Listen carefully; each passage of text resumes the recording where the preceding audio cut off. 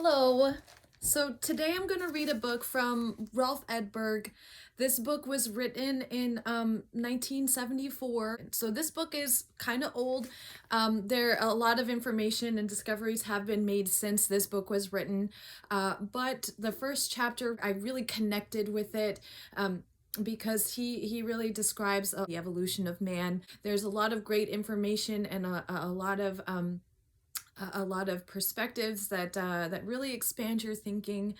I hope you guys enjoy just the bits and pieces of the book that I read. I just highlighted a few part of the sentences. I didn't read the entire book. I haven't even read the entire book yet. I'm only halfway through it, and hope you guys enjoy this. At the foot of the tree, a wanderer's musings before the fall, by Rolf Edburg.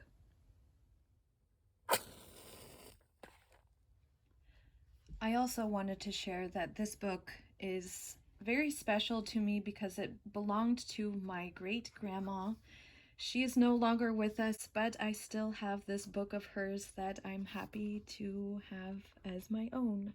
So the first paragraph that I'm going to read is from the first chapter. The winds of the globe have two great orchestras to conduct, the waters and the trees. The winds know their instruments, know their possibilities.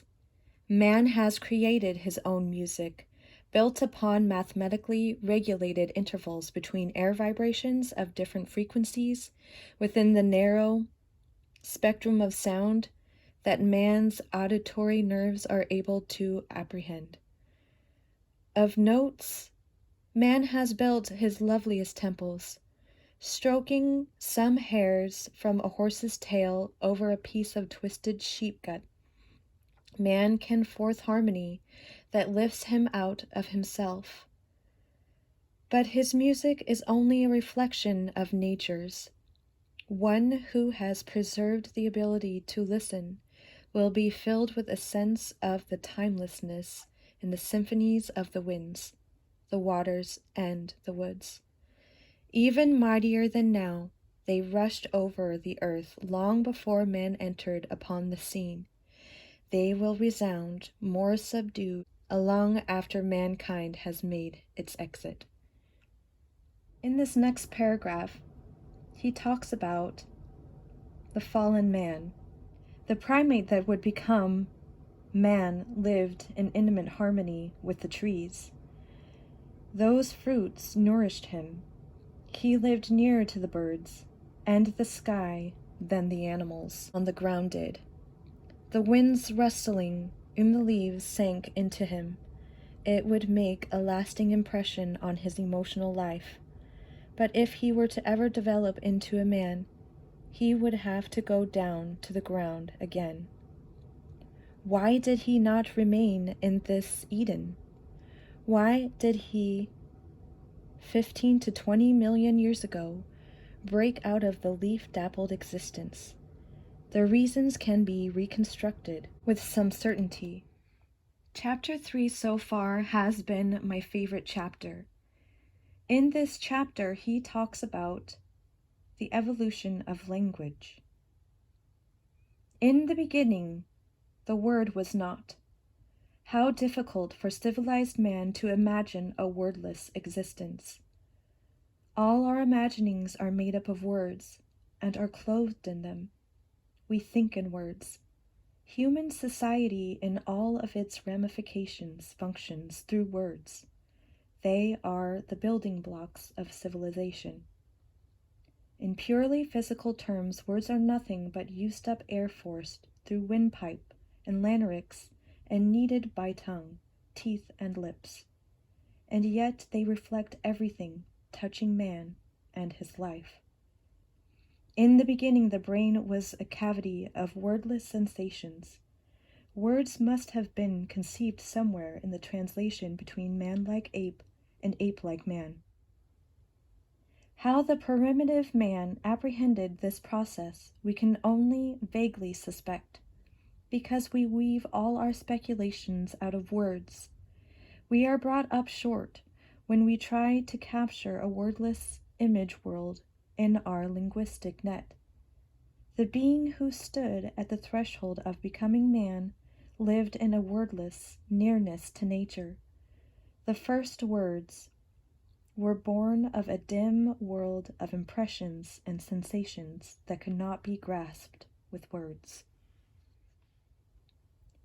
Maybe one can find in the construction of language, in the sentence forms themselves, a hidden memory from an image world in which nature had a soul and could understand and act. In every sentence, even now, there is a subject that is assumed to be doing something even where nothing can be done. What surrounded and filled the words at the dawn of their creation surely must be sought in primitive man's immersion in the oneness of nature, when he began to give names to the various phenomena of nature. Thing and name become one indivisible whole. To name the name was to capture the thing. In the word there was something of appeal, invocation, and compulsion. Words became part of a magic. Its innermost essence was the deep sense of the indissoluble oneness of all things. The world was not deaf and dumb. It could be understood and conjured with. In the new minted words lay a mysterious power. In time, words were invented that were so fraught with fateful content that they were not to be mentioned. By uttering the word, one could call forth what the word designated, or anger the power that lay behind and in the word. In early philosophies, the word itself became the principle of creation.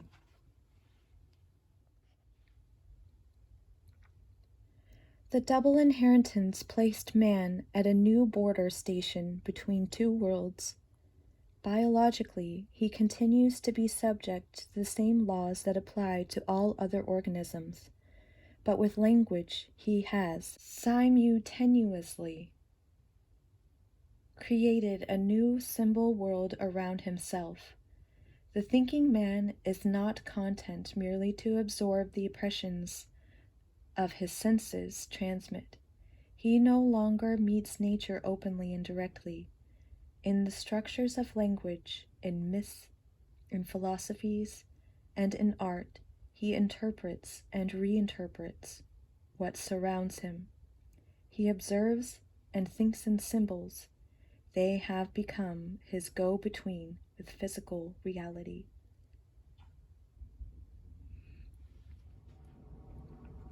A wanderer in the autumn meadow can catch himself thinking. It is the same with words as it is with the leaves of the trees. In their budding time they are filled with doughty freshness and explosive power. As they unfold, the forms become more fixed and more varied. Every species develops its variants, different shapes, lobes, and networks of veins, yet something in the basic plan remains common to all. Fully developed, the foliage hides in its richness some of the tree's architecture, and life is weakened in its profusion. The power runs down, everything dulls more and more until the leaves begin to wither on the tree of language. In Chapter 4, he describes the evolution of the physical man. Your sharing in the genetic pool makes you, a part of everything that happens in the world of humankind, a part of all that has happened since man became man. In some way, you were there always, in everything that happened during mankind's pilgrimage. All the aggressiveness and all the gentleness, all the pain and all the pleasure that came to man in his wanderings, you partook of it all. You were hangman and victim, master and slave. You toiled until you bled on the pyramids, and you let the whip whistle over bent backs. You were the daring one, with the Promethean spark, who defied the almighty powers, and the wretched one who cowered in fear of those same powers. All this you were, because evolution made you man. The great miracle of human life is the fertilized egg cell. Though hardly perceptible to the naked eye, it contains the whole of human fate. With it is summed up everything that has happened since the beginning of life. There the future has also foreordained. There are found detailed instructions for all the 1,000 billion cells into which the single cell will multiply itself. The miracle of miracles is how all living things seem to have issued from a single primordial cell. How fascinating it is to imagine that life's mighty and shifting panorama developed on the same pattern as the separate life forms, that the fate of individuals is a fragment mirroring something of life as wholeness. How matter is transformed into thought is not understood, and may never be. We know only that concealed within this miracle there is a complicated interplay of chemical reactions and electrical impulses. And lastly, from a cosmic point of view, so far as we know, life has no beginning and no end. Everything in the universe goes back to a few elementary particles, which can alternately appear either as energy or matter. Matter that travels at the speed of light is transformed into radiation. Radiation, once again, solidly into matter. We do not know the innermost nature of the elementary particles. We are beginners, haughtily trying to spell our way through the enormous book of the universe.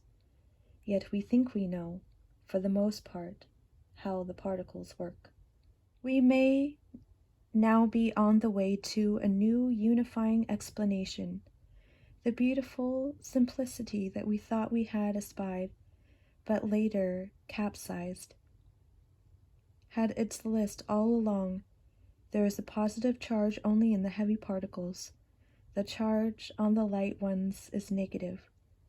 Why, we had asked ourselves, didn't this disturb the symmetry of the universe?